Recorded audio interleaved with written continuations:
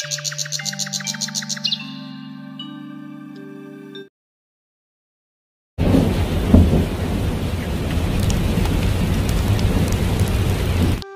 समय पहले की बात है। एक छोटे से गांव कुंदनपुर में दो किसान रहते थे। एक का नाम था गोवर्धन और दूसरे का बहादुर। वे दोनों बचपन से दोस्त थे और उनके बीच गहरी दोस्ती थी। गोवर्धन थोड़ा गरीब लेकिन बहुत मेहनती और ईमानदार था। उसके पास एक छोटा सा खेत था जिस पर वह दिन भर मेहनत करके अपने परिवार का गुजर बसर करता था। वहीं दूसरी ओर बहादुर बहुत ही आलसी था, जो दिन भर अपने खेतों में खाट पर लेटा रहता और मेहनत तो उसके आसपास भी नहीं भटकती थी। गोवर्धन की मेहनत की वजह से उसके खेत में खूब अच्छी फसल होती थी, जिसके कारण गांव के सारे लोग गोवर्धन से जलते थे।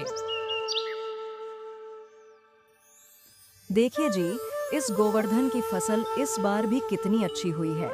हमेशा इसके साथ ही अच्छा क्यों होता है? इस बार तो यह फसल बेचकर राजा ही हो जाएगा। अरे भाग्यवान, तुम परेशान मत हो। इसको हम राजा नहीं होने देंगे। मेरे जीते जी ये कभी राजा की जिंदगी नहीं जी सकता।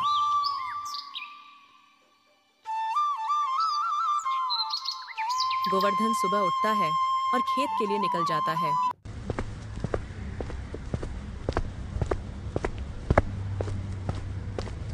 और अपनी फसल को देखकर बहुत खुश होता है। अब जाकर गोवर्धन की मेहनत सफल हो चुकी थी। अरे वाह, इस बार तो फसल बहुत अच्छी हुई है। लगता है इस बार अच्छी खासी कमाई हो जाएगी।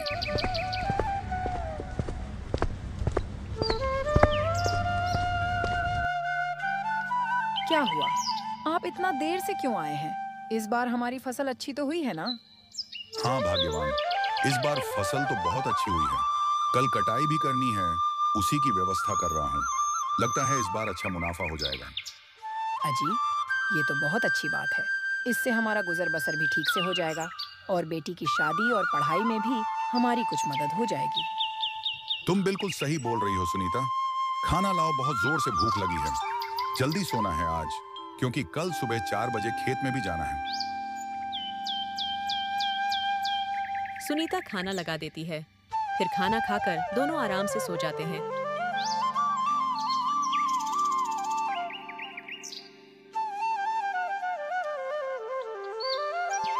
जैसे ही सुबह के 4 बजते हैं तो अचानक से सुनीता की नींद खुल जाती है और सुनीता देखती है कि मौसम बहुत खराब हो गया है।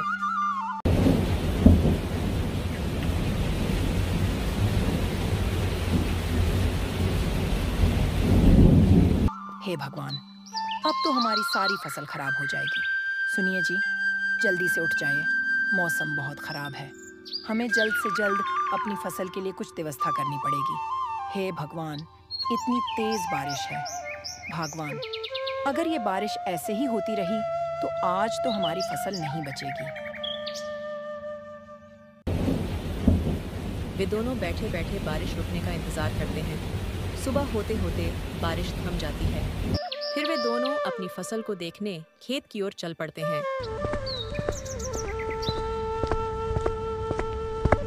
वे दोनों खेत पहुंचकर देखते हैं कि उनकी लगभग आधी फसल बर्बाद हो चुकी है। हे ऊपर वाले, ये क्या किया तूने? हमारी सारी मेहनत को पानी में मिला दिया। गोवर्धन यह सब बोल ही रहा था कि तभी अचानक से जोर जोर से हवाएं चलने लगती हैं और आसमान में बिजली के साथ तेज तूफानी बारिश शुरू हो जाती है। और देखते ही देखते गोवर्धन की सारी फसल उनकी आंखों के ही सामने बर्बाद हो जाती है। वे दोनों बेचारे दुखी मन से वापस घर की ओर लौट आते हैं।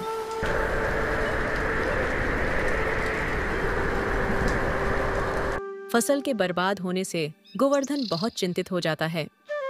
उधर बहादुर बहुत खुश था। मौसम की ओर देखकर बहादुर अपनी पत्नी से कहता है, देखो, मैंने बोला था ना कि वह अमीर नहीं हो पाएगा, और ऐसा ही हुआ। लेकिन गोवर्धन को फिर भी उम्मीद थी कि शायद कुछ फसल तो बची गई होंगी, इसलिए वह फसल देखने खेत जाता है।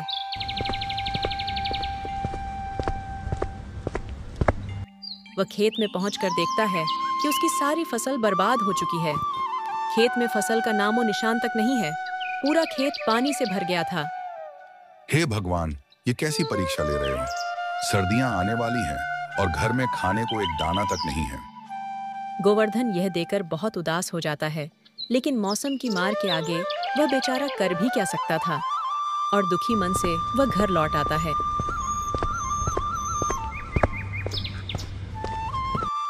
गोवर्धन घर आकर सारी बात अपनी पत्नी को बताता है और टेंशन की वजह से बिस्तर पर लेट जाता है। अजी, आप फिक्र मत कीजिए, मेरे पास एक आइडिया है।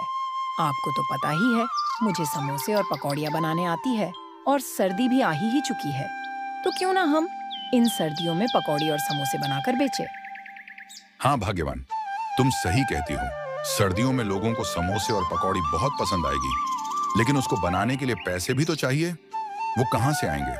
आजी, मैंने थोड़े से पैसे बचा के रखे थे और कुछ पैसे आप सेठ करोड़ीमल से उधार ले आना, उनसे बोलना जैसे ही थोड़ा बहुत मुनाफा होगा हम आपके पैसे लौटा देंगे।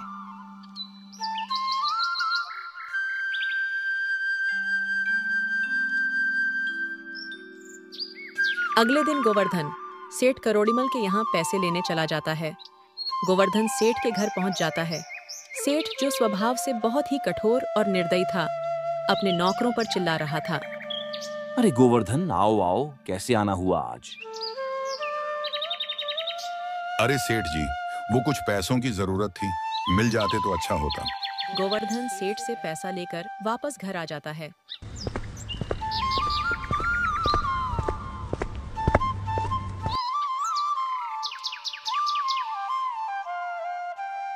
फिर बाजार जाकर उन पैसों से समोसे और पकौड़ी बनाने का सामान ले आता है।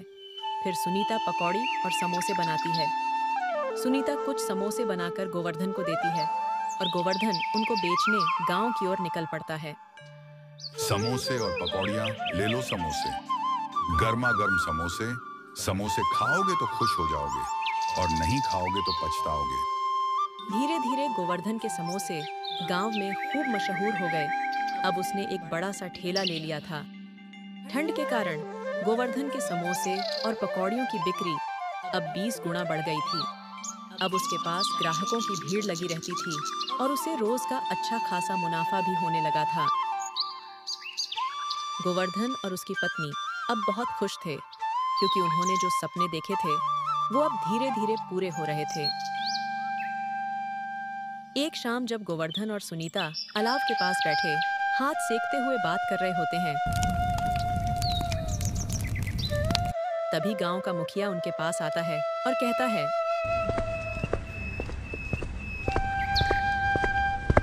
सुन गोवर्धन, परसों मेरी बेटी की शादी है और उसमें मुझे 100 आदमियों के लिए समोसे और पकौड़ियाँ चाहिए। क्या तुम मुझे बनाकर दे सकते हो? मालिक, क्यों नहीं, आपको आपका सामान जल्दी ही मिल जाएगा। उनकी ये सारी बातें बहादुर और उसकी पत्नी एक पेड़ के पीछे छिपकर सुन रहे थे।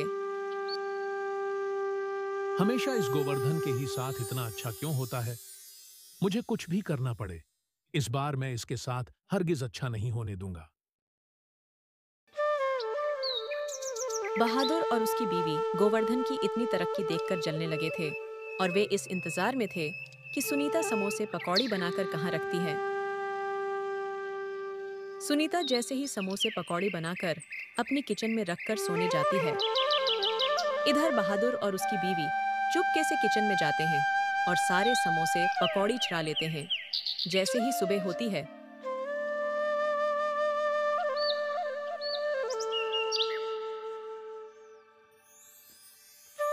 समोसे और पकौड़ी मुखिया के घर पहुंचाने थे तो सुनीता किचन में जाती है। उसे वहां एक भी समोसे पकौड़ी नहीं दिखते हैं।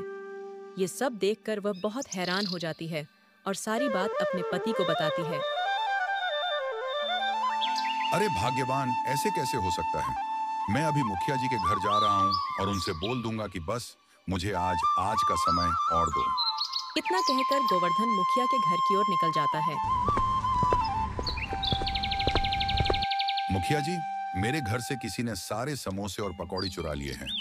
आप मुझे बस आज का समय दे दीजिए, मैं आपको शाम तक बनाकर दे दूंगा। ठीक है गोवर्धन, मैं तुमको आज का दिन दे रहा हूँ, लेकिन तुम मुझे जरूर से समोसे और पकौड़ी बनाकर देना, क्योंकि कल सुबह ही बारात आने वाली है।